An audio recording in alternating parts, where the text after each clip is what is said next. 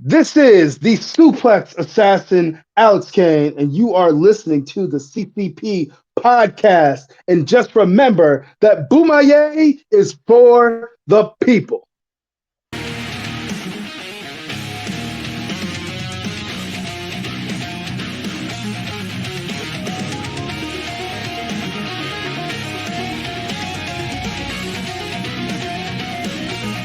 What is happening, friends of CCP Podcasting? Welcome to Beyond the Bell Live. I am Chris Page.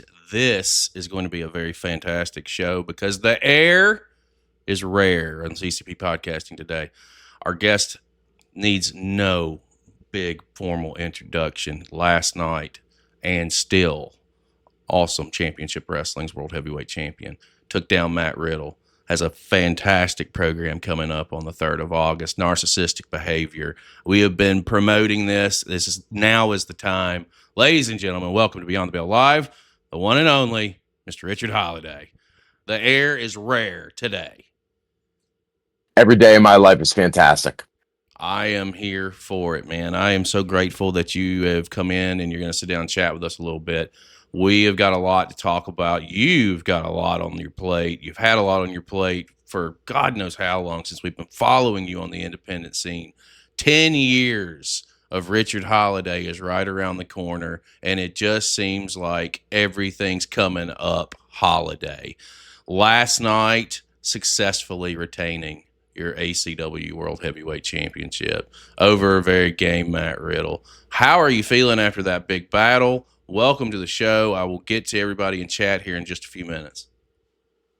Man, yeah, I'm feeling amazing. I'm feeling fantastic. My momentum right now is unachievable for the common man. You know, my aura is remarkable right now. My confidence is unachievable right now. I'm just riding a high that most people can't comprehend.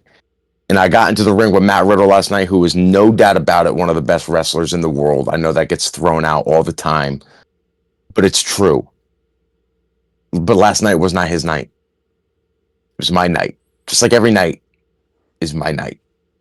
Everything comes up Holiday, man. And it's so great to see us as a platform. We dive into independence all over the world. And when we find these, you know, there are independents, and then there are the next level. And Richard Holliday has been the next level for such a vast period of time. It's criminal. And to see that you're finally not waiting for opportunity, taking opportunity and making the most of it, not just here in the States, overseas as well. You are everywhere, and it's incredible to see with this rigorous schedule that you're cutting, bro.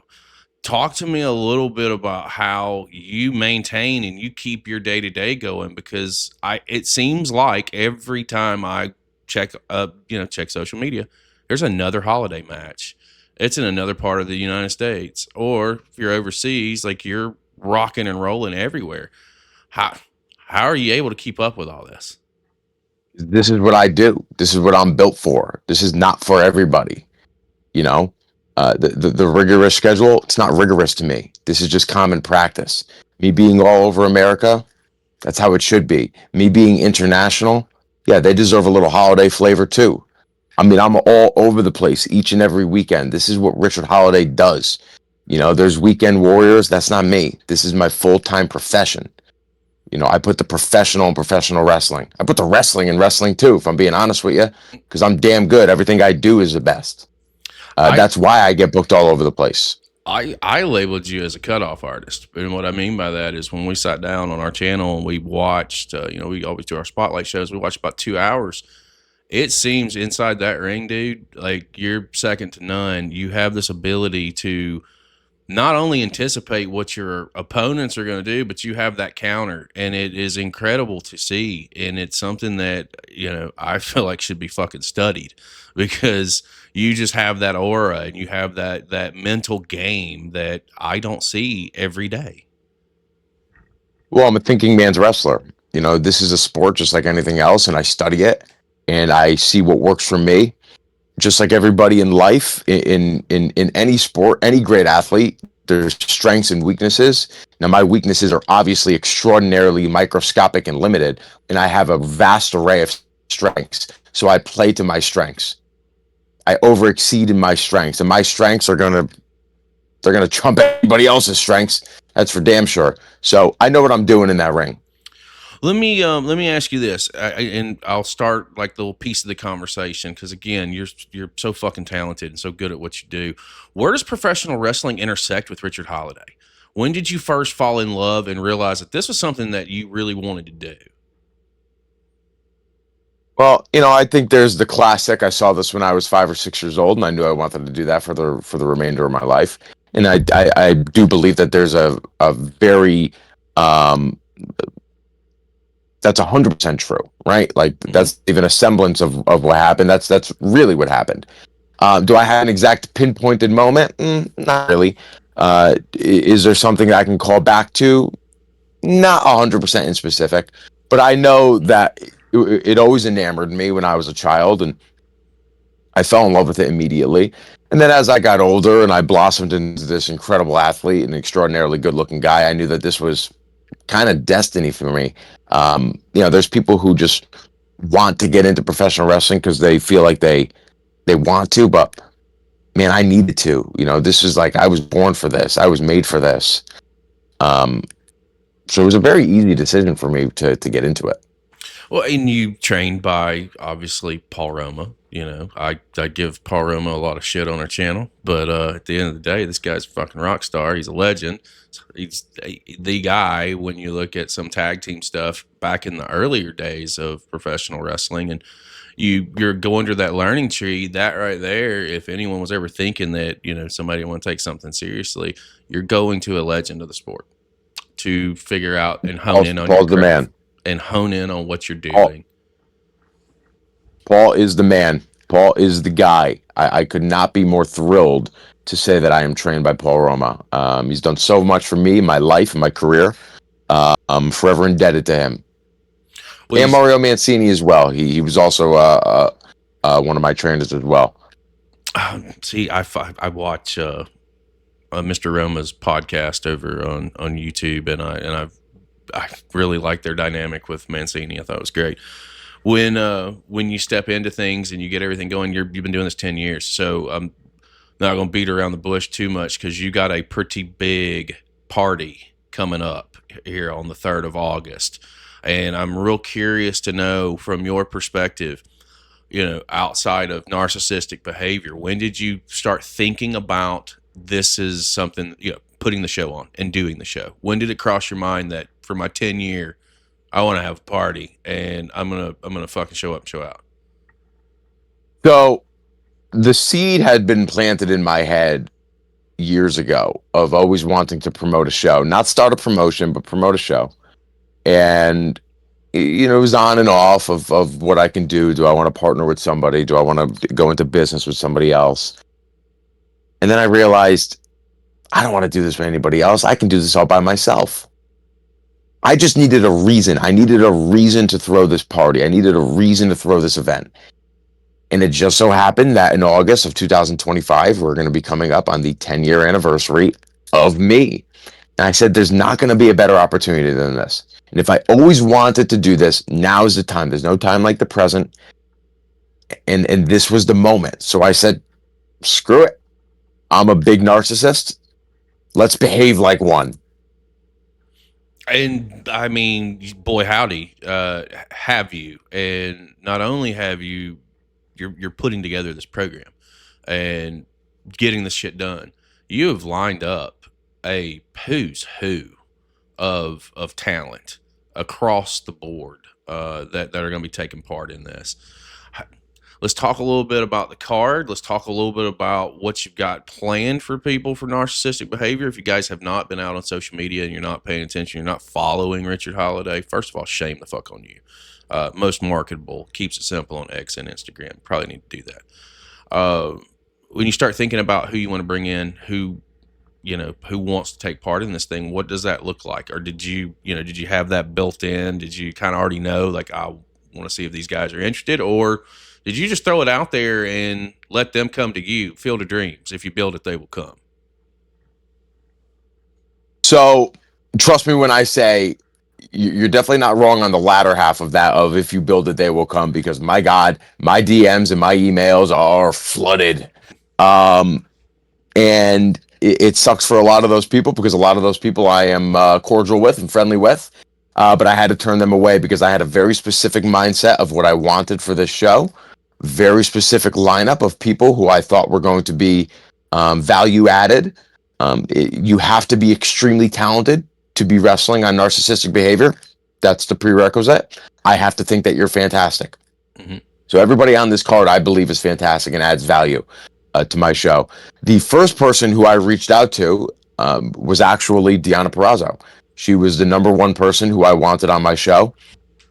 Just in conversations with her, how she's so, well, first off, she's so good. She's one of the best wrestlers in the world, male or female, does not matter. And just speaking with her recently of how hungry she is to show the world of why she is who she is. And I said, well, I'm going to give you a platform.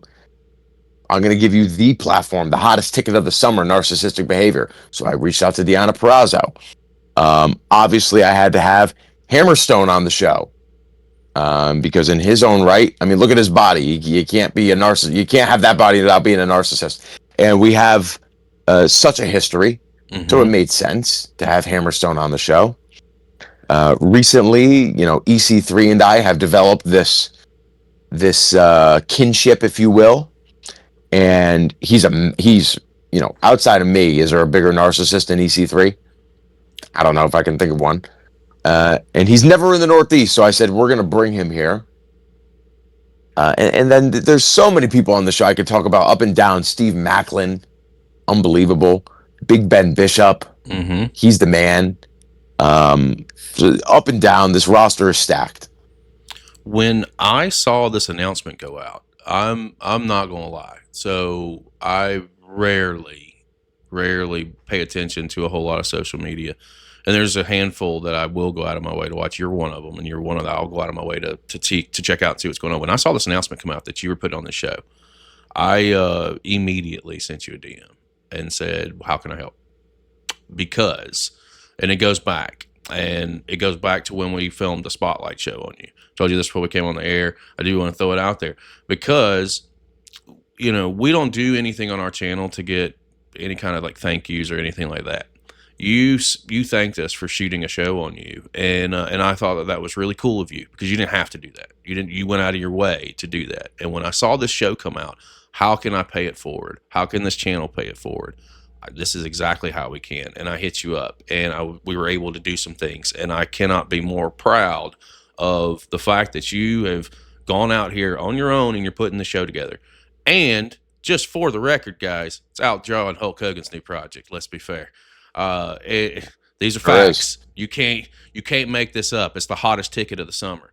And I really, really wanted to say thank you because you did something for us that you didn't even realize. And this was just an easy way for me to say thank you right back to you, to support you in what you're doing. It's just like we will continue to do. As you can see, I'm rocking the Give Me My Flowers t-shirt, bro.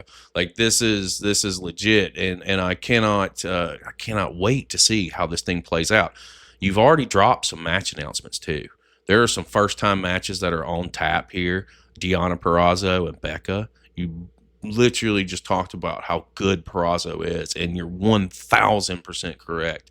We've been watching her for the last 3 or 4 years on the channel, and she goes back before then. And Becca is insanely talented. When you thought about the process of booking this, like you've got this incredible roster. How does the process of figuring out who you want to put against who come into play for you? So Purrazzo was the first person that I announced as being a narcissist. Mm-hmm. And Becca just kind of took the ball in her own hands. And she just said, I'm gonna make this moment for myself. And I didn't have an opponent for Purrazzo. I didn't know who I was going to put her in the ring with. Mm-hmm. And then Becca goes on there and starts talking about how nobody likes arm bars and how when is the real talent going to get announced? And I'm like, whoa, what's happening here? Is there a little bit of jealousy here? Is there a dynamic building here organically that I don't even have to promote anything? They're doing it for me. So I said, screw it. She stepped up to the plate. She said, I want Purrazzo. And I said, well, you want it? You got it. She's hot in her own right. So I said, we're going to do Purrazzo. We're going to do Purrazzo versus Becca. First time ever at Narcissistic Behavior. Writes Why itself. not? Yes. I mean, it was that, I think that was the first match you announced too, right? Sure was. It makes sense. It makes sense. And there's also, man, I think that's going to be a silent assassin sleeper. I truly do. I think both of those ladies are tremendously talented, not just as ladies in general, professional wrestlers. And I hate that my fucking job has blackout dates from the 31st through August the 15th, because I would have taken a flight. I would have made a flight to come up there to see this show in person. Man, you've also got fucking Bear Bronson and Hammerstone. This is going to be a war. This is going to be massive. This is two big dudes that are about to throw down. I'm curious to see your thought on this match itself. So this was the only match that I had pre-booked in my head. Of, if I'm going to run a show, this is a match I want on the card. It was always Bronson versus Hammerstone. Straight up singles match.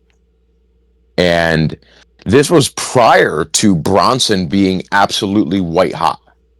Because he's outside of me, he's probably the hottest guy on the independents right now. Nobody could touch me, let's be honest. Fair. But Bronson is white hot, and Hammerstone is Hammerstone. So I said, this is a match that people are going to pay to see. It's a ticket mover. It's an interest peaker. It's a money maker. So I said, well, if it's going to happen anywhere, it's going to happen at my show. So I booked it. And people are very excited about it.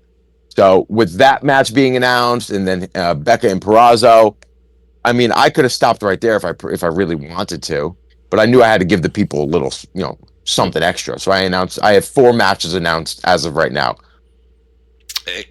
And I'm, you say 4 matches. I saw one go out yesterday. I wanted to ask you, why did Miracle Generation try to step to you and insert themselves into some business here? Because I think now they're about to get fucking mollywopped at this show. You put them in there with Maff and company. Oh man, this is going to be a crime scene. I'm assuming you're going to have ambulances and medical staff on standby for that one, because I don't think it's going to end well for Miracle Generation. Dude, I try to protect them. I look at those guys like little brothers, if you will. They come from the same school that I came up with. I had a hand in training them.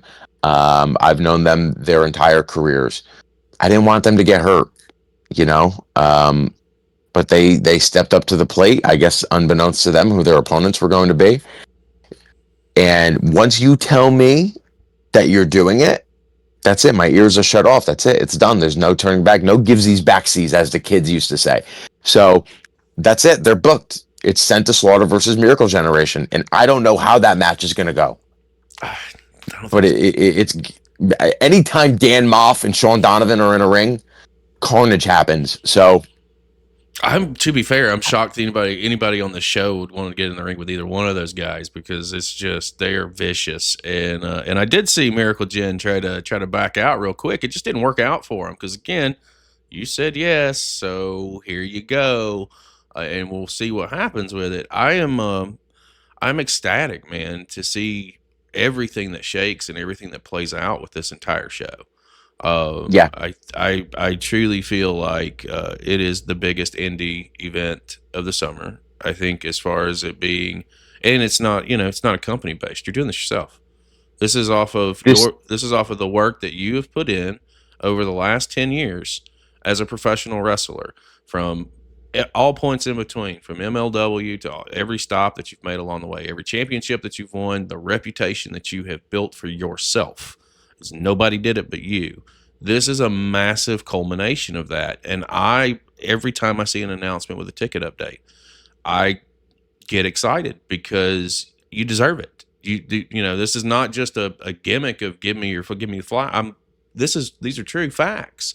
You deserve it. and you deserve the acknowledgement of what you're doing right now, because this is going to be one of those shows that people are going to talk about for years to come. I believe so. This is an independent wrestling show run by an independent wrestler. There is no company behind me. There's no anything, this was my brainchild. This is all me.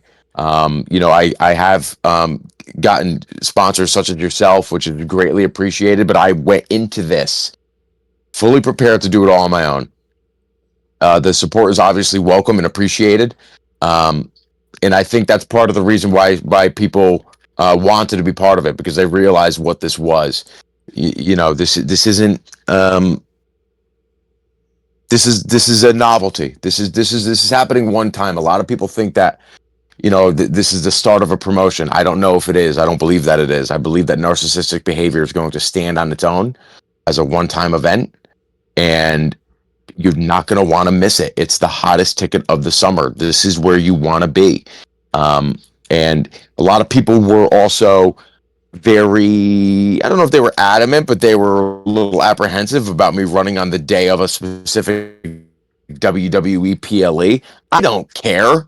Why would I care? I'm running this at 2 p.m. on a Sunday, so people can come out and listen. Whatever you want to do the rest of your afternoon, your evening, you do. I'm also hosting a SummerSlam watch party that night, so you can watch it with the stars of Narcissistic Behavior. I'm making this an all-day event. I have food trucks. I have dessert trucks. I have a pop-up coffee shop. The alcohol will be served for those that enjoy alcoholic beverages. It's a massive event. This is an event. This is the Met Gala of professional wrestling. You said something right there that it shot a flag up in my head about it being a one-time thing, or you don't think it's going to turn into a company. I want to reference something from Portugal WrestleFest. It started because a gentleman wanted to have a show on his birthday, because there wasn't really a lot of wrestling in Portugal. That was about 2.5 years ago. They're now running monthly because they sell out everywhere. And I'm not trying to suggest that this could turn into something else and turn into something longer term, or something more than just a one-off show. But if it is as successful as we know it's going to be, and not just myself, not just you, but everyone watching the show, anyone that's seeing clips or watching this, it's going to be successful. Is there any thought process into maybe doing another show? Doesn't have to be, maybe it's for an 11-year anniversary. If this one's successful, are there plans for there to be a possible follow-up? As of right now, there are no plans. Okay. As of right now, there are no plans. That's why I am urging everybody, if you want to be part of history, come be part of history. This is likely it. I don't want to foreshadow too much or speculate too much and make people think that the classic wrestling thing of making you think of what this is very, very likely a one-time thing.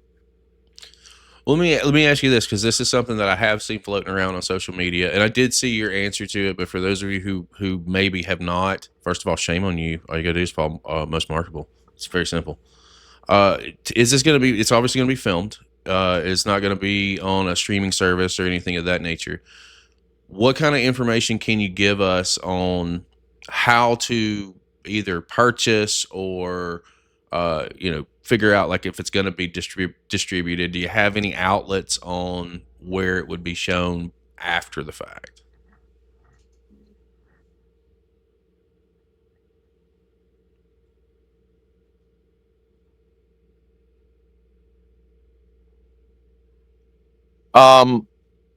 It will 100% be distributed. It will 100% be available. 100% be available to those who cannot attend live after the fact. Will it be on YouTube? Will it be on Triller? Will it be on IWTV or Patreon?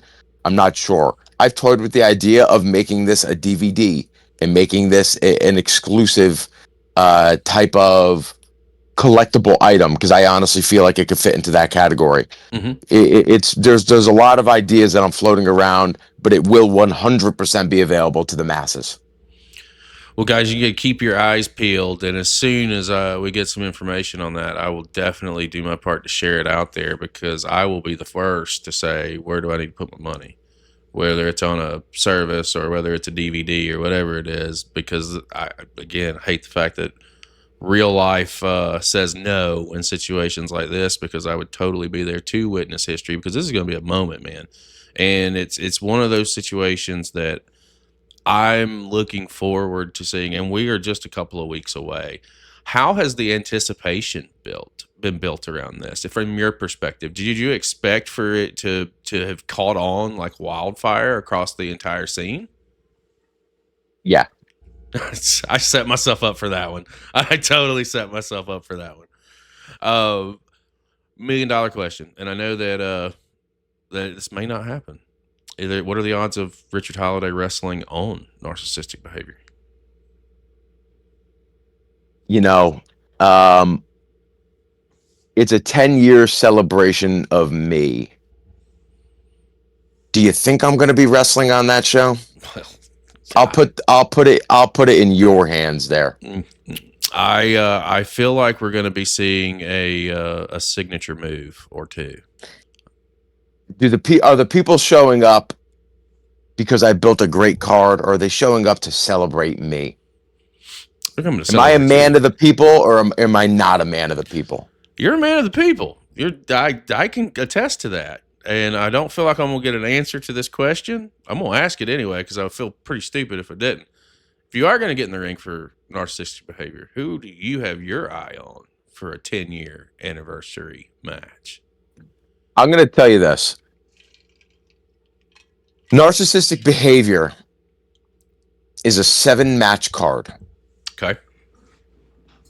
And only 4 will be announced. Oh, I love it. The anticipation is right fucking there. That is fantastic. The element of surprise has been lost in professional wrestling, and it will not be lost at Narcissistic Behavior. My man.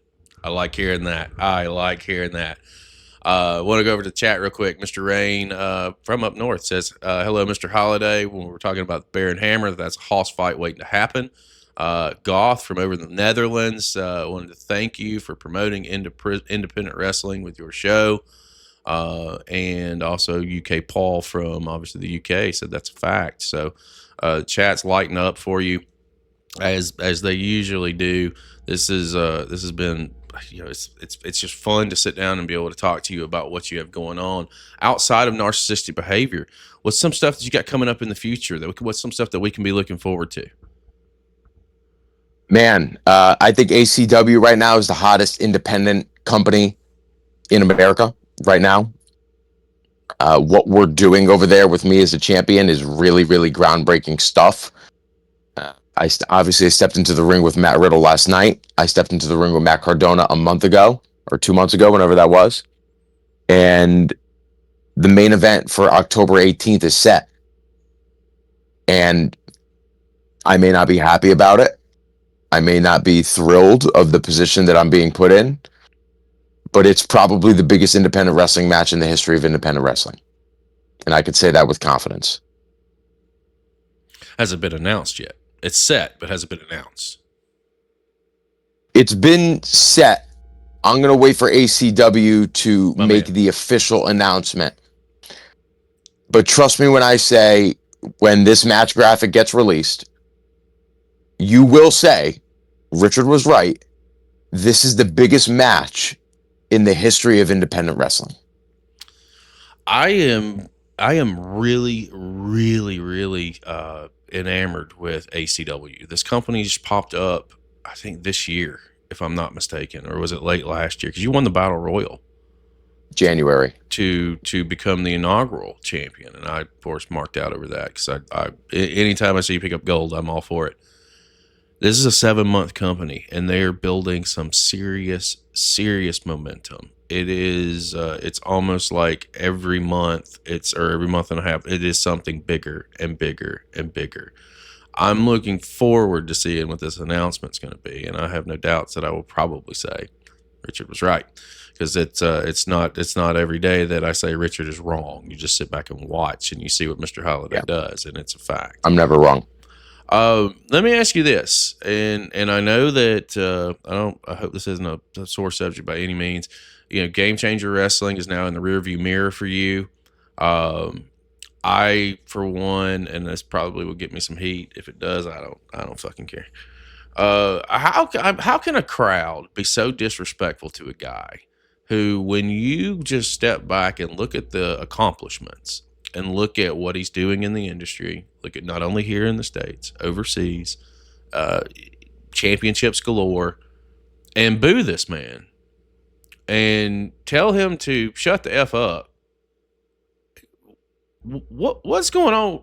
And thankfully you don't have to deal with that anymore. But what the fuck was going on with Game Changer Wrestling and that nonsense? The fans are subhumans. They're terrible people. They want the worst out of the wrestlers that get into the ring. They want blood and guts and glass and light tubes, and they want people to literally almost die for them. I'm not dying for you. I'm not doing that shit for you. No. When I show up, you're going to see the ultimate professional wrestler. So, but you know what? Here's the thing. I kind of relate it sometimes to like Brady or Jordan or Jeter. When you're so good at something, people just hate you. People hate greatness. They don't like it. As much as people like, let's use Patrick Mahomes as the most recent example. He wins 1 Super Bowl, they love him. He wins 2, all right. He wins a 3rd, fuck this guy. Mm-hmm. They don't like when people succeed. They don't like when people are great. Why is that? Why is that as a culture that we hate on greatness? Not people like yourself, you understand. But a lot of people are just like, I'm not into this great, this like, he's a great wrestler, screw him. I want to root for this fucking idiot in a cut-off t-shirt and ripped jeans because he's more relatable to me. I hate relatability. I don't like relatability. If I go to a movie, I don't want to. I don't want to feel like I am Iron Man. I don't want to relate to Iron Man. I want to go and watch Iron Man and say, "Wow, how incredible is Iron Man?" You know, if I go to a baseball game and I see Aaron Judge hit a 450-foot home run, I go, wow, you know what? I can't do that. I can't hit that 450-foot home run. I don't want to see the Bat Boy and go, I could be the Bat Boy. So when people show up, they should say, I can't do what Richard does. I can't control an audience the way that he does. I can't move the way that he does. But they don't. They hate it. It's ass backwards to me. You just hit the nail on the head. It is because, in my opinion, that you, and not just you, anybody that laces a pair of boots that gets in that ring can do something that they cannot. And sometimes people have a hard time admitting that that maybe sitting in the crowd is the best option versus being inside that ring. And I, for one, see you for the tremendous piece of talent that you are and have been. You have been crushing it and killing it, and not just, again, I say it all, not just here in the States, foreignly as well. You just had a successful tour earlier this year over in the UK. Any news about your next trip overseas, or do you have anything on the books that you can tell our overseas audience on when they may be able to expect the air to be rare once again? I have no excursions planned at the moment, but what I can tell to people, because my schedule in the States is just so busy right now, I have no time to go over there. What I would tell fans in the UK is they need to voice their opinions. They need to tag the promotions and say, we want Richard back, or we want Richard there for the first time, because I worked for a vast array of people over there, Progress Wrestling and Rev Pro Wrestling, and DOA is one of my favorites, and you know, North Wrestling, and I've been all over that country, even into Scotland. They need to voice their opinions, and they need to tag the promotions and say, we want Richard back. That allows them to get their brains working and say, all right, let's get him back over here. So that's what I would say. I love wrestling over there in the UK. They hate me over there, but it's a different kind of hatred, and I appreciate it. And I would love to go back. They hate you because they ain't you, brother. That's all that is. That's all it is. That's all it is. Mr. Holliday, man, I'm not going to eat up a whole hell of a lot of time. I know that you are a very, very busy man, and I am so appreciative that I got a chance to sit down with you for the last 30, 40 minutes and talking a little bit about what you've got going on with narcissistic behavior. I am stoked. The audience here is stoked to see how this thing shakes out, how it unfolds. I truly, truly am grateful that you sent the DM so many months ago, and that now we're able to circle around full circle, and we can show you the support that you showed us, because I say it, you didn't have to, and you did. And this is something that means a lot to me. It means a lot to our channel. I just cannot thank you enough for giving me a little bit of time today, especially coming off after a war last night with Matt Riddle. It's much appreciated, my friend. It is. I appreciate what the podcast does for me. I hope that everybody listens to your podcast and watches it and supports your podcast, whether they support the wrestlers. We are making some headway, man. It is. It's been a lot of work, but they say that if it was easy, everybody would do it. It's the same thing about professional wrestling. It's not an easy deal. I tell my team all the time, anytime one of you want to sit in the chair, go work 45, 50 hours a week in the real job, come work another 30 to 40 hours a week behind the scenes here, and we can do it all together.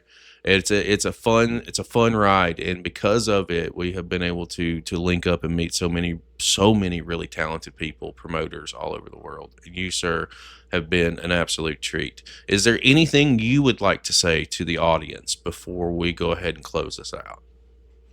I just want to say, let's make Narcissistic Behavior happening on Sunday, August 3rd at 2 p.m., the biggest independent wrestling event ever. Let's make this a big deal, because it is a big deal, because I'm a big deal, and what I do is a big deal. So, but I need the support of people. You need to show up. You need to buy a ticket. They're available now. Front row is sold out. Second row has about 8 or 9 remaining. If you miss the boat on those exclusive seats that get signed posters, then you can show up and get general admission.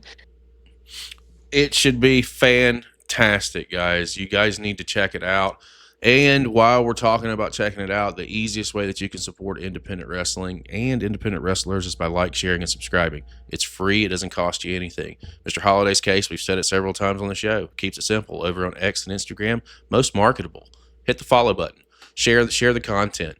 If you got a couple of extra bucks, you want to snag a t-shirt like this guy right here, give the man his flowers. Head over to ProWrestlingTees.com/Richard Holliday. Pick you up some merchandise. Something we didn't talk to you about and didn't bring up. Sorry about this. Is there going to be merch available, online, or is there going to be Narcissistic Behavior t-shirts or anything available for the show itself? And if so, if folks who aren't coming, where can we find that? In the works. It'll be exclusive. Okay. It will be sold at the event first and foremost. Afterwards, it'll be released. Perfect. Yes, keep me in the loop on that, because I definitely want to put that out, and I want to cop me some as well. For Mr. Richard Holliday, I am Chris Page. We appreciate each and every one of you who showed up today and have enjoyed this conversation that we've had. And I guess this is where we will say we will see you next time.